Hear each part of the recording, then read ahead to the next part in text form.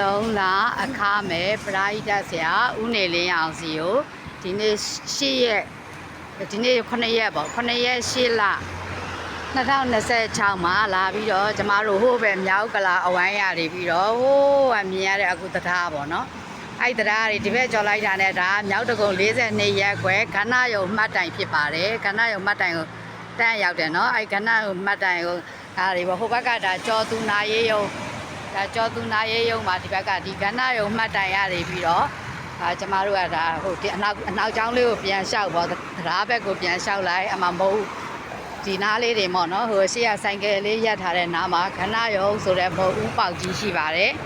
ဟိုဘက်ကတော့အပြန်ဟိုစီးရမယ်မှတ်တိုင်မှာကဏ္ဍရုံမှတ်တိုင်မှာဒီအနောက်မှာကားတင်တန်းကျောင်းတွေတွေ့လား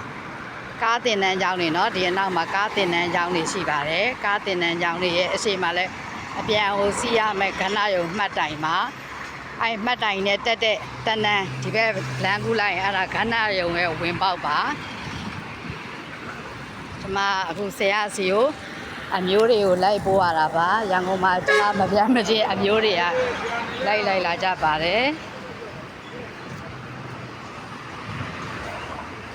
ဒီမှာနော်ခဏယုံမှတ်တိုင်မှာဒီဘက်ခဏယုံမှတ်တိုင်နဲ့တက်တဲ့ဒီဘက်ချမ်းမှာခဏရုံမဟာခဏရုံကျောင်းတိုင်းဆိုတဲ့မဟုတ်ဦးကြီးရှိပါတယ်အဲ့မဟုတ်ဦးကြီးရတယ်ပြောရှောက်ရမှာပါရှောက်ပြီးတော့ဟိုလမ်းစုံလေးကြရင်ညာဘက်ကလေးကိုနည်းနည်း꿰ပြီးသွားရပါတယ်အဲ့တိုင်းသွားပြီးတော့အဲ့ညာဘက်꿰ပြီးလို့ရှိရင်အရှိမဓမ္မစေတီကျောင်းပေါ့နော်ဓမ္မစေတီကျောင်းနဲ့ခဏရုံကျောင်းတိုင်းဆရာစေးကူရဲ့မဟုတ်အပေါက်ဝနဲ့ရမျက်နှာချင်းဆိုင်ပေါ့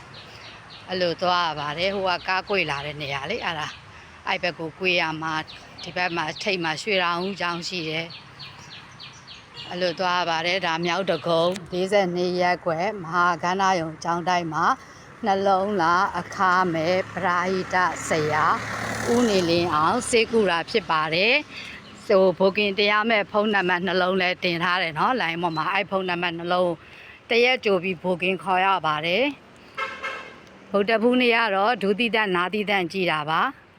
စနေတရက်ပိတ်ပါတယ်တနင်္ဂနွေကိုပြကျင်တယ်ဆိုလို့ရှိရင်တော့တောက်ကြနေမနေ့8နာရီရတယ်ပေါ့ညနေ9နာရီအတွင်းเนาะဘိုကင်တရားမဲ့အချိန်ကတောက်ကြနေတွေကဘိုကင်လောက်ရပါမှာဘိုကင်လောက်ပြီးတော့ရှိရင်တနင်္ဂနွေကိုပြလို့ရပါတယ်ကျမကတော့ယောဂဝေဒနာတွေပျောက်ခဲ့ပါပြီဒါကျမတို့အောင်လန်တရက်ကအကူတွေကရန်ကုန်ရောက်နေလို့မပြန်သေးလာသူတို့လိုက်ပို့ပါအောင်ဆိုလို့အဲ့ဒါလိုက်ပို့ရတာမနေ့ကတရားရီရမိတ်ဆွေတွေကိုလိုက်ပို့တာဒီမှာနေပြီးကျမလည်းပရိဒတ်လုံးနေတာပေါ့နော်ဆရာကိုလည်းတစ်ဖက်တစ်လမ်းတွေကိုညီရရောက်တယ်စေယောဂဝေဒနာတွေလည်းအမြန်ပျောက်ကြလို့ဝေဒနာခံစားနေရတဲ့သူတွေအတွက်လည်းအများကြီးအကျိုးရှိတယ်ဆရာပတ်စံမတောင်းပါဘူးအခမဲ့ကုပေးတာပါဟိုလှူချင်းတန်းကျင်တဲ့သူတွေရှိရင်လည်းလှူတန်းလို့လည်းရပါတယ်မလူဘဲနဲ့ဒီတိုင်းကုလို့လည်းရပါတယ်ထမင်းလည်းညမနဲ့ကျွေးပါတယ်ဒါလမ်းဆောင်မှာရွှေတောင်ကျောင်းတိုင်းတဲ့ဖရာဒီဘက်ဒီဘက်ညာဘက်ကလေးကိုသွားရင်ဟိုမှာဓမ္မစေတီဆိုတာဟိုတတိကံ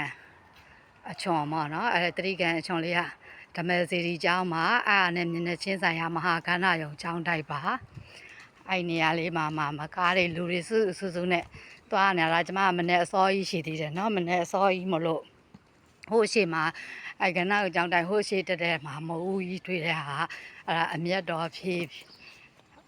ဖရာပေါ့နော်အဲ့လိုမျိုးအစုံဒီဝင်းတစ်ခုလုံးကဘုံကြီးရောင်းနေဖရာတွေနဲ့ပြည့်နေတဲ့နေရာကြီးပါလူနေအိမ်တွေမရှိပါဘူး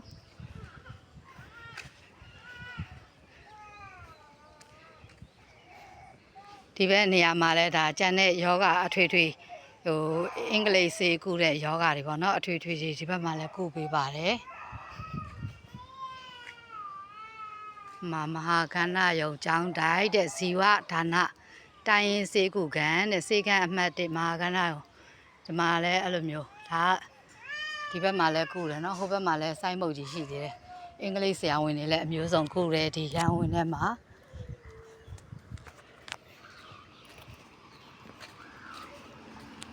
မဟိုရှေ့ဆိုကျမရောက်ပါပြီဟိုရှေ့မှာဒါဓမ္မစေတီဒီဘက်ကသူနဲ့မျက်နှာချင်းဆိုင်ဒီဘက်အမှမဟုတ်ဘူးပေါ့ဝါရှိပါတယ်အဲ့ဒါမှာကဏ္ဍယုံမှာ အားလုံးနေကောင်းကြမှာကြပါစေကျေးဇူးပါ